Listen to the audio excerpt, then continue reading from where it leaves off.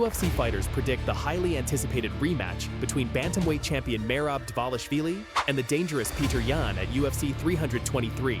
And trust me, some of these fighters are sending massive bombshell messages that you do not want to miss. Plus, we'll break down Merab's recent Twitter response that has the entire MMA community buzzing. So buckle up, hit that subscribe button, and let's get into it. If somehow Petr Yan is able to knock him out, like, this could go down as one of the greatest comebacks of all time, dude. You got to look at the stats. Like, I'm talking about on paper, through what he's, you know, if he is able to get a victory over Merab Dvalishvili, like, that'll really cement him as a bantamweight. Because remember, bantamweight division is a little tricky, dude. But that could put him up there as one of the greats in that weight division. But I'm with you. Unless Petr Yan was literally in Dagestan for 2 to 3 years and forget, I just I don't see it. He's very, very dangerous. If he could catch him, he could hurt him and he could knock him out. But I just don't see it. Alright, let's set the stage. Merab Dvalishvili is having an absolutely insane year. This will be his 4th title defense in 2024. That's championship-level activity we haven't seen in a long time. And who's standing across from him? None other than Petr Yan, a man who many believe could be champion right now if it wasn't for Merab sitting at the top of the mountain. Their first fight? Absolutely brutal. We're talking 25 takedowns across 5 rounds. 25! Against a guy like Petr Yan, who's known for his elite wrestling defense and counter wrestling ability. That's not just dominance, that's a statement. Power punches out there to see what's going on, to see what's the angle I'm gonna. Oh my goodness! Oh, he's split open. Yeah. Oh, nice uppercut. Oh, what a guy. Petr Yan is that guy. You know what I'm saying? Like, kicks. Oh, nice. Beautiful combination. Just finding different targeting. But here's where it gets interesting. The UFC community is divided and fighters are not holding back with their predictions and messages. Let's start with the fighters backing the champion. And guys, the confidence in Merab is overwhelming. Michael Chiesa put it bluntly, "I think Merab wins this fight 10 out of 10 times. 10 out of 10. That's not just picking a winner. That's saying Petr Yan has 0 chance." Hence the reason why he's fighting Petr Yan again. So respectfully, I think Merab wins this fight 10 out of 10 times. But I do think Petr's going to have some moments. But ultimately, it's going to be Merab that gets the job done by decision. Kamaru Usman broke it down tactically, saying Merab is like a boulder rolling down a hill right now. His striking looked world-class against Corey Sandhagen, one of the sharpest strikers in the division. The champ is leveling up with every single fight. To roll, he's like a boulder rolling down the hill, to where his striking is looking world-class now. Like, you saw his striking versus Corey Sandhagen, arguably one of the sharpest strikers in that division. But here's the bombshell message that's got everyone talking. Multiple fighters are saying that unless you can hurt Merab with a clean shot and finish him, you're not beating him to a decision, period. Kamaru Usman stated, "There's no way you're outclassing Merab for 5 rounds. You have to catch him with a shot to potentially put him away." I just don't see it. I don't see any way you're outclassing Merab for 5 rounds. So you have to catch him with a shot to potentially put him away. The cardio, the pace, the relentless pressure. Fighters are calling him built differently, and even a machine. One training partner revealed Merab was doing 6 rounds of sparring while preparing for this fight. Not 5, 6. And he felt great after it. Kenny Florian's massive statement. Merab doesn't make a whole lot of mistakes, and if he does, he gets right back in the game. He doesn't let things faze him. That mental fortitude combined with unlimited cardio, that's a nightmare matchup for anyone. He's not perfect, but he doesn't make a whole lot of mistakes. And if he does make a mistake, he gets right back in the game. He doesn't let things faze him. So now don't get it twisted. Fighters aren't completely writing off Petr Yan. In fact, some are warning Merab to be very careful. Here's the reality. Petr Yan is one of the best inside fighters in the sport. His timing, speed, and power are at the highest level. One analyst pointed out that if Yan can catch Merab on the entrance with a clean shot, this fight could end very differently than the first one. Josh Thompson's bombshell warning to Merab: "He's vicious with his striking. He picks and chooses his shots. He's very accurate. If he can touch Merab once or twice with some good solid shots, he might be able to put him away." He's vicious with his striking. He picks and chooses his shots. He's very accurate. I just feel like if he can touch Merab once or twice with some good solid shots, he might be able to put him away. There's also this interesting tactical breakdown. Yan fights on a very straight line. Forward, back, forward, back. There's very little side-to-side movement. One fighter explained that this makes him vulnerable to Merab's wrestling because he's always on the center line. But here's the twist. If Yan can adjust and start hitting angles, moving side to side, it becomes much harder for Merab to get to his grappling positions. The message is clear. Yan has the tools, but he needs to adjust his approach. One fighter even said this could go down as one of the greatest comebacks of all time if Yan pulls it off.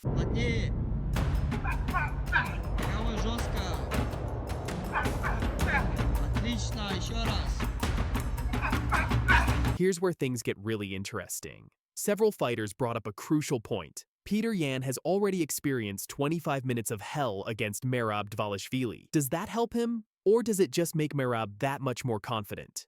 Florian stated, "When you're in there and you've experienced that hell for 25 minutes, it does help. But those are also the kind of things that allow Merab to be that much more confident as he moves through this title fight yet again." Help when you're in there and you've experienced that hell against Merab Dvalishvili for 25 minutes. But I think those are also the kind of things that just allow Merab to be that much more confident as he moves through this title fight yet again. It's a double-edged sword. Yan knows what's coming, but Merab knows Yan couldn't stop it the first time. And by all accounts, the champion has only gotten better since then. The consensus? This will be a more competitive fight than the first one, but ultimately, the same result. One fighter predicted it'll be closer this time, maybe even split scorecards. But Merab still gets his hand raised.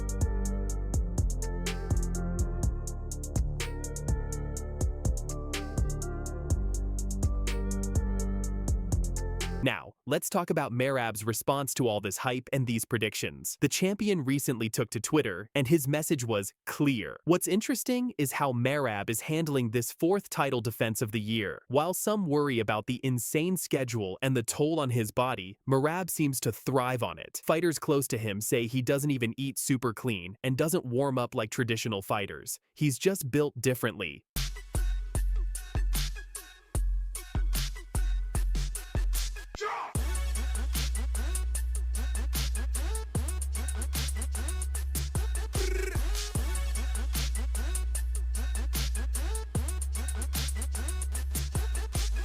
But here's the real message Merab is sending. He's not just defending the belt, he's lapping the division. That's why he's fighting Petr Yan again. There's literally nobody else at 135 pounds who can stop him right now. The champion's confidence is sky high, and he's letting everyone know that this rematch ends the same way as the first fight, with his hand raised and the belt staying around his waist.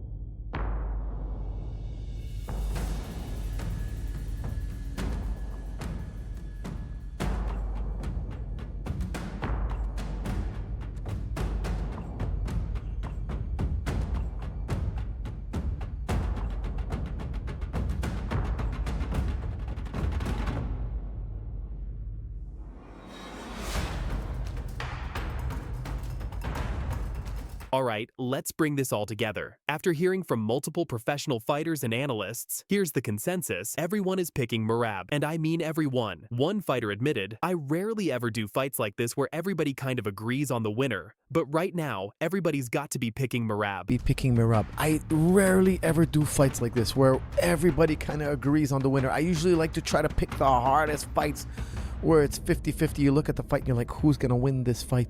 But right now, I know this is not one of those fights. Everybody's got to be picking Merab. The predictions are coming in as either a decision victory for Merab, probably on split scorecards this time, or possibly even a finish in the third or fourth round as Yan's cardio fades and Merab's pressure becomes too much. But here's the most important message being sent. Until someone actually beats Merab Dvalishvili, you can't pick against him. He's got unlimited cardio, elite wrestling, surprisingly good judo, excellent defensive wrestling, and now his striking is looking world-class.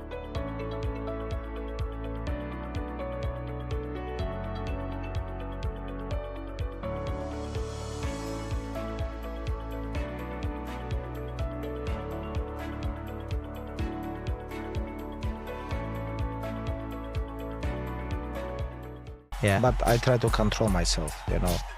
This like, okay, because I know everything, this what come to me, this is from God, you know. Okay, nice to meet you. My name is Conor McGregor. I'm very hungry. Send me location. Please. Assalamu alaikum. That was his name before, wasn't it? Just tell me where. Number one. This is no joke. Where you at, boy? Khabib Nurmagomedov, nicknamed the Eagle. We're talking about his wealth, his career wins, and stupidly things that he owns. And even UFC boss Dana White reveals about it. And his longtime rival Conor McGregor said Khabib Nurmagomedov is a scammer to seeing his wealth and power of fans. Like fame and money show who you are. You know, all the time we hear about like money and the fame change people. No, when money and fame come, these two things show who you are. Khabib Nurmagomedov is one of the rare athletes whose story sounds like a legend even while he's still alive. A fighter who came from the remote mountains of Dagestan, trained in brutal conditions, disciplined by a father whose philosophy created an army of champions, and a man who retired undefeated without a single scratch on his legacy. Today, we're not just talking about his dominance inside the octagon. We're diving deep into his wealth, the wild things he owns, the secrets Dana White revealed, and why Conor McGregor continues to accuse him of being a scammer even after retirement. This is the true story of the Eagle. Slow with it, baby. Come on, baby. Move around, baby. Move around. Come on. Let's go, champ. Let's go, boy. Kick some ass. Go, boys. All right, fellas, kick some ass. Let's go. All right, now with you. Now. To understand the scale of Khabib's rise, you have to go back to his childhood. Born in 1988 in a tiny mountainous village, Khabib grew up in an environment that forged warriors, not athletes. His father, Abdulmanap Nurmagomedov, was a former soldier and one of the most respected coaches in Dagestan. Training under him wasn't normal, it was survival. Khabib didn't wrestle other kids. He wrestled bears. He didn't run on a treadmill. He climbed mountains. His life wasn't about becoming famous. It was about becoming unbreakable. It was just beginning. I remember like when I was 20 years, I have like 5-6-0 in my MMA record. And I was thinking about, when I watch UFC, I see like they have a lot of people with bad records. And I was like, okay, I have 5-0. Why I cannot compete in UFC? And at that time, my dream pushed me, you know. And right now I'm here. You know, it's like after 12, 13 years, I'm already finished with my career. You know, time goes very fast. By the time he entered the UFC in 2012, he already had a perfect record. But the world didn't know what was coming. Khabib introduced a style that looked simple, but felt impossible to stop. His grappling was like a vice. Once he grabbed you, the fight wasn't yours anymore. He ragdolled elite athletes, champions, and knockout artists like they were amateurs. From Rafael dos Anjos to Edson Barboza, from Dustin Poirier to Justin Gaethje, every single opponent suffered the same suffocating fate. And of course, there was his most famous victory, Conor McGregor, a rivalry so personal it shook the MMA world. Khabib retired with a record of 29 wins and 0 losses, one of the most flawless careers in combat sports history. Not a single opponent beat him. Not a single judge's controversy. Not a single rematch was needed. A clean sweep of an entire division. That alone made him a legend. But what came after retirement turned him into something even bigger.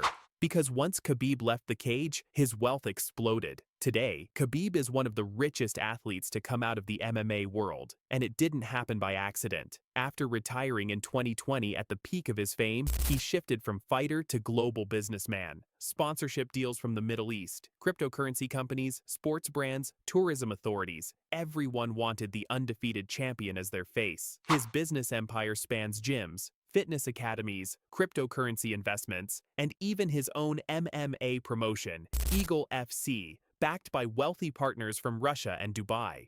Khabib's net worth is often estimated in the tens of millions, but insiders believe the real number is far higher because of undisclosed private investments. And what he owns, that's where things get interesting. Khabib, despite his humble lifestyle, actually has access to luxuries that would surprise even his biggest fans. Private charter jets, high-end villas in Dubai, multiple real estate properties, a garage filled with luxury SUVs, and watches that cost more than some fighters' yearly salaries. Although he rarely flaunts it publicly, those close to him say Khabib enjoys traveling in private aircraft because of the intense global attention he receives.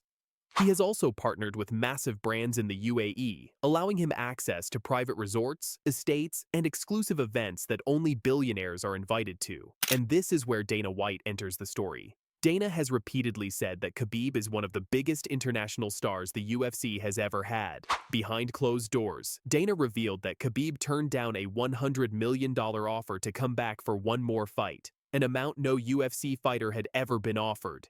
Dana admitted that the UFC was willing to break records just to get Khabib versus GSP, or a McGregor rematch. But Khabib walked away, not because of the money, but because he promised his mother he would retire after his father passed away. Dana also revealed that Khabib's fan base is so massive and so loyal that his presence alone boosts UFC business in the Middle East. In simple terms, the UFC needed Khabib more than Khabib needed the UFC. But while the world respected his decision, one man didn't. Conor McGregor. The rivalry between Khabib and Conor never ended. Even after retirement, Conor kept attacking him.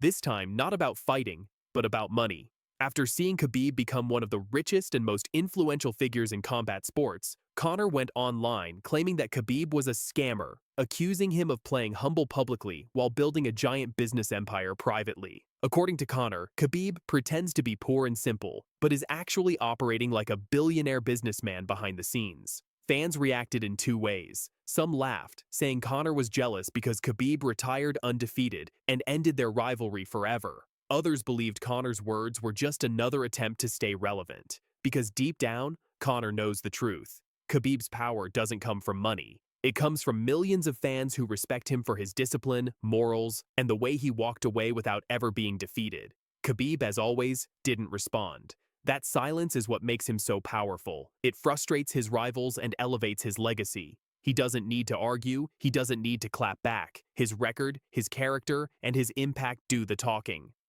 Today, Khabib influences more fighters than ever. He coaches champions like Islam Makhachev. He opens training facilities across the world, and he invests in youth sports to build the next generation of Dagestani warriors. His businesses continue to grow, his fame continues to rise, and his wealth continues to expand. But through it all, Khabib remains the same man he was in the mountains, disciplined, grounded, and true to his beliefs. The eagle may have retired from flying inside the octagon, but outside the cage, he's soaring higher than ever.